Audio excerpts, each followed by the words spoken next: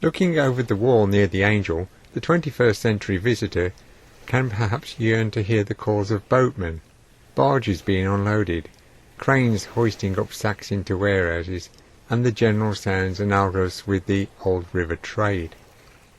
Today, when the tide is low, one is more likely to encounter mudlarkers unearthing the city's pasts on the muddy foreshore. On a larger scale, the old warehouses may have gone, but there is something quite pleasurable to witness London's palimpsest being scraped back to reveal fragments of the past. This interwar view of Rotherhithe Street was captured close to the surviving building discussed in the last video. Today it has been dubbed the Leaning Tower of Rotherhithe. To my eye, it is just a bit wonky rather than looking on the verge of toppling over. The building faces the remains of Fulford Street, seen here when a shop stood on the corner. This view is looking back towards the Angel. The photograph was taken when former soldier Leonard Bernicle was running the chandler's shop. Further along on the same side of the street, a sign can be seen for J.G. Smith, the tarpaulin manufacturer. From King's Stairs, we cycled a short distance before stopping at the Jubilee plaque to look across the Thames towards Wapping. The focus of our attention was the Captain Kidd public house at St John's Wharf. The pub was opened in the 1980s within a former coffee warehouse. At one time, coffee was just one of the more expensive commodities to be brought up the Thames to the docks at Wapping.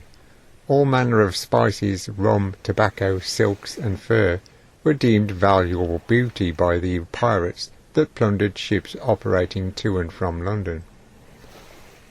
When large container ships started to land their cargo further downstream at places like Tilbury, the old docks hobbled on for some time, but were slowly wound up. St Catherine's Dock near Tower Bridge was one of the first to close in 1968 and was soon followed by others. Over the next decade, the area became an environmental eyesore, with abandoned warehouses looking forlorn. The dockers on whom the old pubs relied for custom mostly migrated eastwards. For anybody who has not seen the film The Long Good Friday, there was money to be had in regeneration. Using a company called Middlemead to conceal their identity, Samuel Smith's Brewery of Tadcaster bought both St John's Wharf and King Henry's, before lavishing a fortune on restoration and converting them into flats. In the mid-1980s, apartments in St John's Wharf were being sold at prices up to £315,000. It was amid this gentrification of the Docklands that the brewery opened the Captain Kidd to cater for the affluent incomers.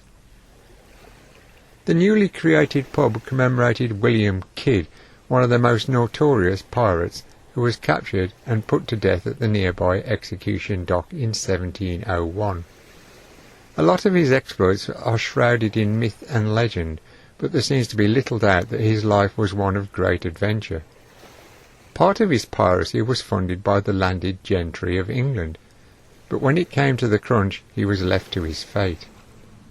William Kidd was hung twice as the first hangman's rope snapped. The gathered crowd, exclaiming that it was an act of God, thought his life should be spared. However, after a short delay, another rope was found, and the pirate was left to dangle. His decomposing body was gibbeted over the River Thames at Tilbury Point for 3 years, a stark message to those who considered a life of booty-grabbing from vessels on the high seas. Perhaps it was better for William Kidd to swing than linger in the nearby Tower of London. That was the eventual fate of Judge George Jeffreys, the man who dished out several death sentences to pirates who were then taken to execution dock for their final drop. The gallows were located at the dockside so that the tide could wash over the body 3 times. And like Captain Kidd, convicted nautical plunderers were left to hang in a metal cage in what was a ghastly spectacle.